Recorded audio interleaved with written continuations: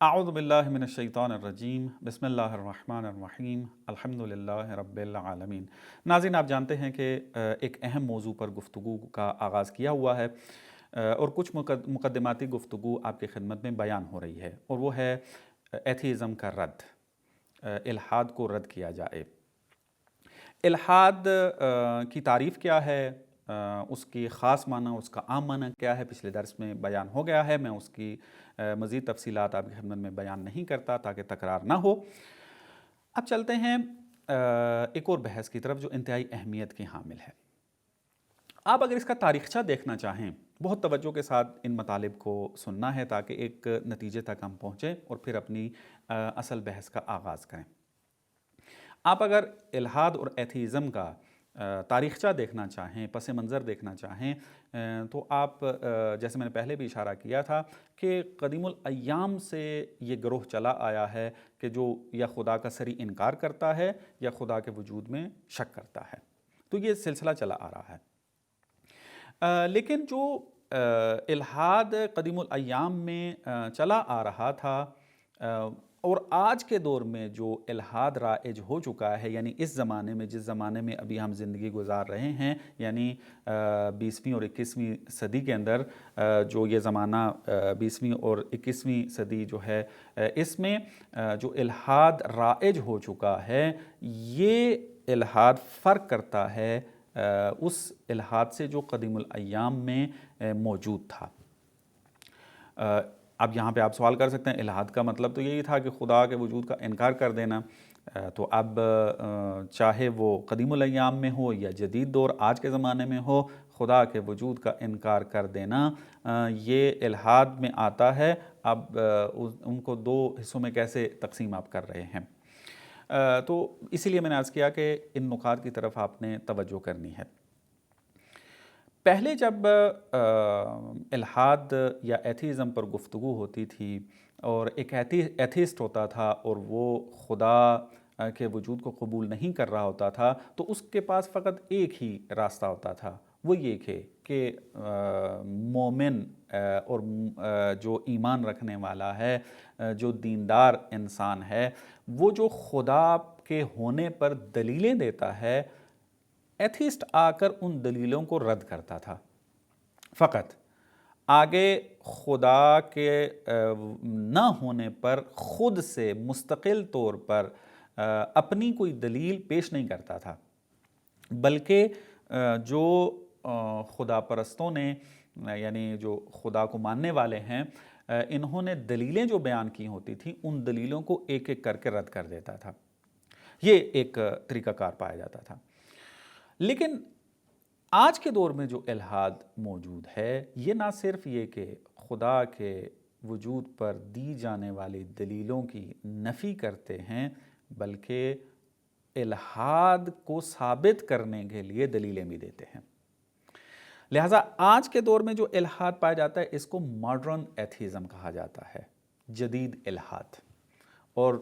اس سے پہلے جو الحاد تھا، اس کو آپ کلاسک الحاد سے یا ایتھیزم سے جو ہے وہ یاد کر سکتے ہیں۔ تو لہٰذا یہ اصطلاح آج کل بہت زیادہ رائج ہے۔ جتنی کتابیں لکھی جا رہی ہیں، چاہے وہ اس بات کے اندر ہوں، چاہے وہ رد کے اندر ہوں، وہ اسی اپروچ کو جو ہے وہ اسی اپروچ پر جو ہے وہ لکھی جا رہی ہیں، ماڈرن ایتھیزم۔ تو ماڈرن ایتھیزم اور کلاسک ایتھیزم جو ہے، ان کے درمیان فرق ایک آپ کی خدمت میں بیان کیا تھا کہ پہلے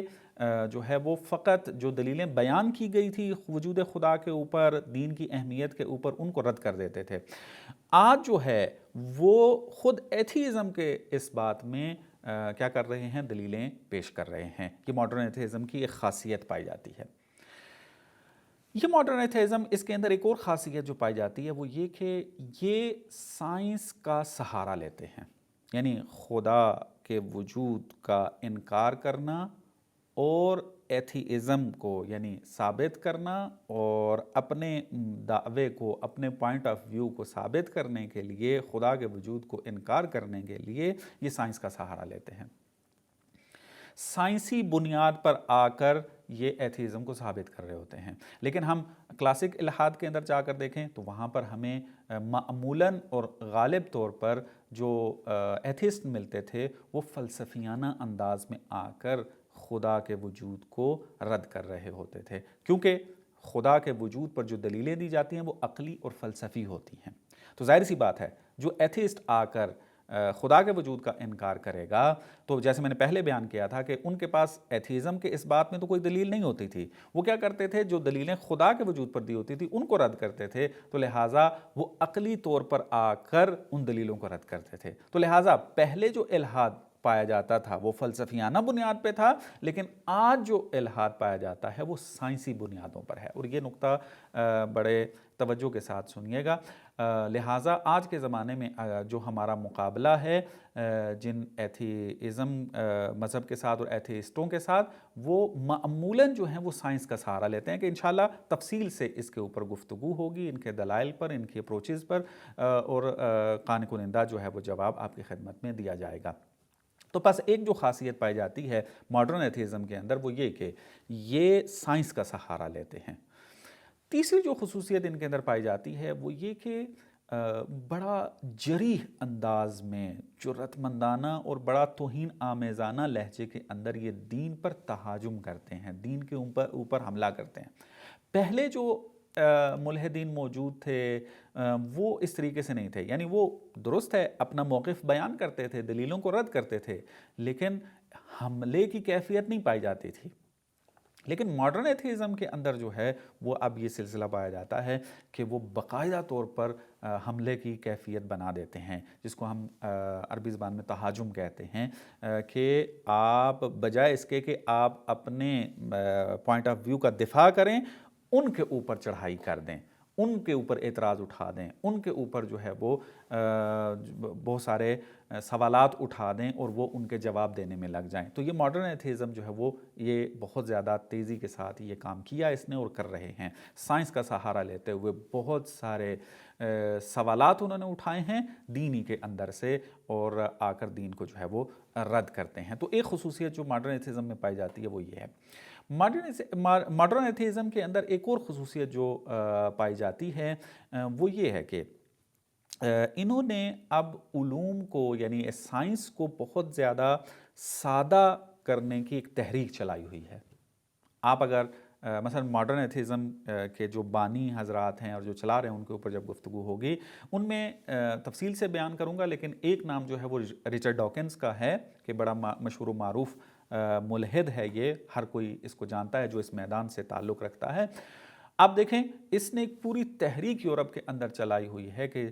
کوشش ہوتی ہے اس کی کہ یہ سائنس کو سادے سے سادے الفاظ کے اندر بیان کرے، حتیٰ بچوں کے لیول پر جا کر یہ سائنس کو تدریس کرتا ہے، اور تاکہ یہ سمجھ جائیں۔ اور جب یہ کیوں کر رہے ہیں؟ اس وجہ سے تاکہ یہ انسانوں کو کیا کر دیں؟ خدا سے دور کر دیں، دین کی نفی کر دیں، مقدس کتاب کی نفی کر دیں۔ تو یہ اس وجہ سے سائنس کو بہت ہی سادہ کر کے بیان کر رہے ہیں، اور پھر جب سائنس کے مفاہیم مطالب کلیئر ہو جاتے ہیں ان کے ذہن میں، پھر وہاں سے ایک پل باندھتے ہیں خدا کے انکار کے لیے۔ تو تفصیل سے اس کے اوپر چونکہ بات ہوگی اس لیے میں مثالیں نہیں دے رہا۔ تو ایک کام یہ بڑا تیزی کے ساتھ یہ کر رہے ہیں، اور اسی وجہ سے آپ دیکھ لیں ہمارے جوان جو ہیں وہ اس وقت بہت زیادہ متاثر ہو رہے ہیں، چونکہ یونیورسٹیز کے اندر، سکولز کے اندر سائنس جو ہے وہ پڑھائی جاتی ہے، اور سائنس واقعاً ایک شریف علم ہے اور بہت ضروری علم ہے۔ ابھی ہمارا اس کے بارے میں کیا موقف ہے بعد میں بیان کریں گے، اس کی نفی نہیں ہو رہی ہے، لیکن یہ چونکہ ہمارے بچے پڑھ رہے ہوتے ہیں، اور پھر ہمارے جو اکثر پروفیسر اور ٹیچرز ہیں وہ ویسٹ سے پڑھ کر آئے ہوئے ہوتے ہیں، یا ویسٹ سے پڑھے ہوئے افراد سے خود انہوں نے پڑھا ہوا ہوتا ہے اور ان سے متاثر ہو جاتے ہیں، تو پھر وہ بھی کام یہی کر رہے ہوتے ہیں۔ جب سائنس پڑھا رہے ہوتے ہیں تو کوشش کرتے ہیں کہ کبھی نہ کبھی وہ دین کے خلاف، خدا کے خلاف، قرآن کے خلاف کوئی بات کر دیں اور کہیں چونکہ یہ سائنس کے ساتھ سازگار نہیں ہے، میل نہیں کھا رہا ہے، پس اس کا انکار کر دیں، سائنس چونکہ رد کر رہا ہے پس ہم نہیں مانیں گے۔ تو اب چونکہ سائنس کو حربہ بنایا جا رہا ہے اور سائنس اسکولوں کے اندر، کالج کے اندر، یونیورسٹیز کے اندر جو ہے وہ رائج ہے، تو اس وجہ سے ہمارے جو جوان ہیں وہ اس کے لپیٹ میں بڑی تیزی کے ساتھ آ جاتے ہیں۔ تو لہٰذا ایک خصوصیت جو پائی جاتی ہے وہ یہی ہے کہ وہ بہت سادہ کر کے بیان کر رہے ہیں، اور اس کے انہوں نے نتائج بھی لیے ہیں اور لے بھی رہے ہیں۔ تو الحاد جدید یعنی ماڈرن ایتھیزم ہمارا زیادہ سروکار جو ہے وہ ان کے ساتھ ہے۔ تو ہم ان درسوں کے اندر کوشش یہ کریں گے کہ جو بھی ایتھیسٹ ہے، چاہے وہ فلسفی ایتھیزم سے تعلق رکھتا ہے یا سائنسی ایتھیزم کے ساتھ جو ہے وہ تعلق رکھتا ہے، ان سب کے سوالوں کے جواب دیں. لیکن ہم زیادہ چونکہ ہمارے جوان